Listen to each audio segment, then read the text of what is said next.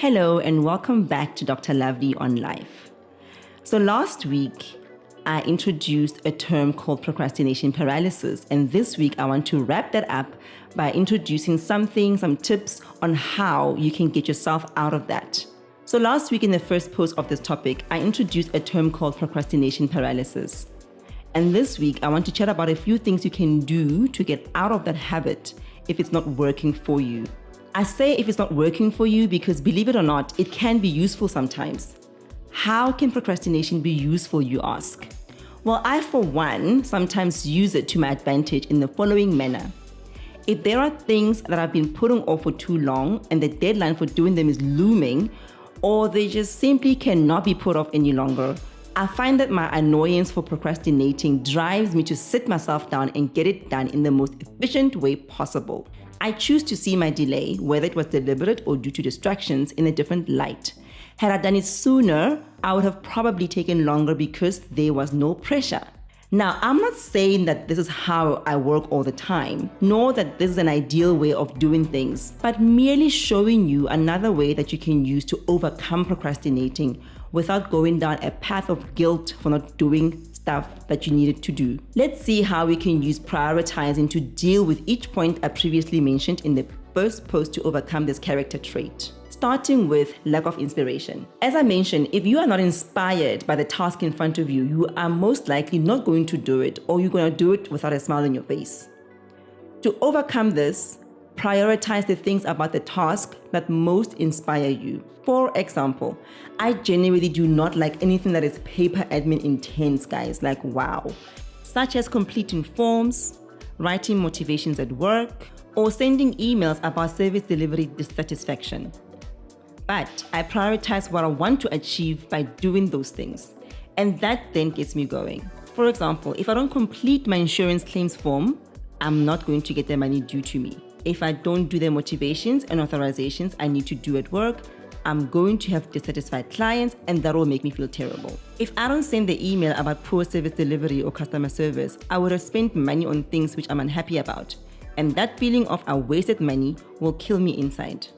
So in these instances, I am inspired by the desired outcome, and that's why I got to do those things that I was putting off. I want to feel I got my money's worth. I want to get the money's due to me. And I also like my clients to feel satisfied that they get value from me as a service provider. And if you haven't caught on by now, money is a huge inspiration for me, for my own money and not wanting to waste money of others. Next is fear of outcome.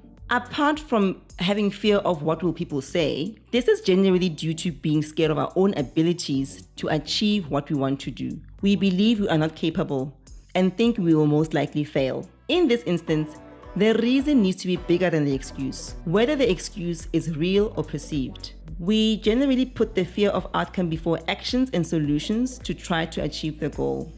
So we end up putting the fear of the outcome before actions and solutions that we need to achieve the goal. We need to prioritize the reason, the dream, the why. Take what I'm doing now. I've been sharing my story and life lessons here and there in bits and pieces for many years now, but I've been so afraid to boldly put myself out there, to start a podcast and vlogs, to discuss the things that are dear to me, and share it with the world because I've been scared that it won't be perfect, or that I will skip some important points, or that if I make notes, I'll sound like I'm reading and bore people. And I mean, I don't ever want to bore people. I'm witty and quirky and fun, and that's how I'm known. I've also been writing notes that I want to turn into a book, and I've been deliberating on them for so many years, 5 to 6 years and counting now. Deadlines that I've set for myself have come and gone, but the fear of whether it will even sell a single copy always gets the better of me. I ask myself, will it have too little or too many pages? Will the cover look okay? Also, on top of that whole book conundrum, I have this dream that Oprah Winfrey will write the foreword or epilogue for my book. And then I tell myself that is crazy and will never happen. All the while simultaneously telling myself that I don't even want her in my book because people must buy my book to read it for me and not because of her name in my book. Can you see how many obstacles I'm throwing on the road to sabotage myself? Crazy, isn't it? And why her, you might ask? Because she is probably the main reason I believe that even though my uncle raped me repeatedly over many years in my early childhood, I am not a damaged and worthless human, and I can not only overcome those events, but also do great things in life. She gave me hope through sharing her story on TV when I was merely 14 years old and suicidal. I have now prioritized the reason, the dream. I dream of leaving a long-lasting legacy behind to continue touching people's lives even long after I'm gone. And I'm not going to do that by just impacting a few people that come through my practice now and then. I have to, and I mean absolutely have to do better than that. Go bigger and bolder, or literally go home and watch my dream die. So here I am. I've started talking to more people through the podcasts, and soon enough, I will finish that book. The second part of the reason is that charity begins at home. I want to lead by example for my children. I want to inspire them to do great things in life, and I have been given the opportunity to show them that they can absolutely become anything they want or desire in life. This is my reason.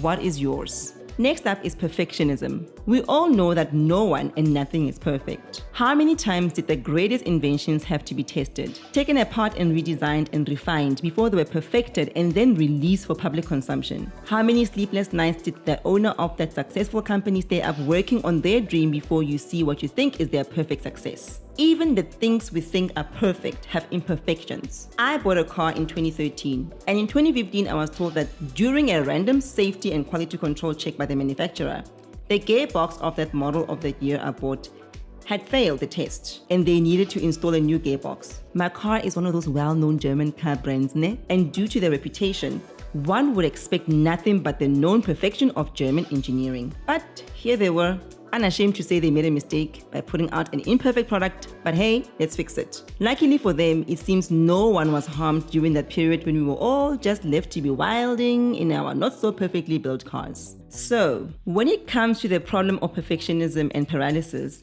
we just need to prioritize logic. We all know that practice makes perfect. And even when you think you have reached perfection, remember there's always room for improvement. Once we know this, we are empowered because whatever it needs to be perfect excuse that you have will be removed. The last reason I mentioned why we procrastinate is overthinking what needs to be done. I also call this the art of self-sabotage. This, in a way, summarizes the other points discussed before. Being uninspired will have you thinking to death about anything and everything else but doing the actual task. Fear will also make you overthink about failure and lack of resources and capabilities to achieve, etc. Wanting things to be perfect will have you plotting the perfect scenario before you get started. So when it comes to overthinking, prioritize making to-do lists and planning your day and sticking to that plan as much as possible. On top of those to-do lists should be the actions and activities that inspire you the most, so that you can spend your best energy and time on them instead of wasting that on low priority things that bore you to death, leaving you with nothing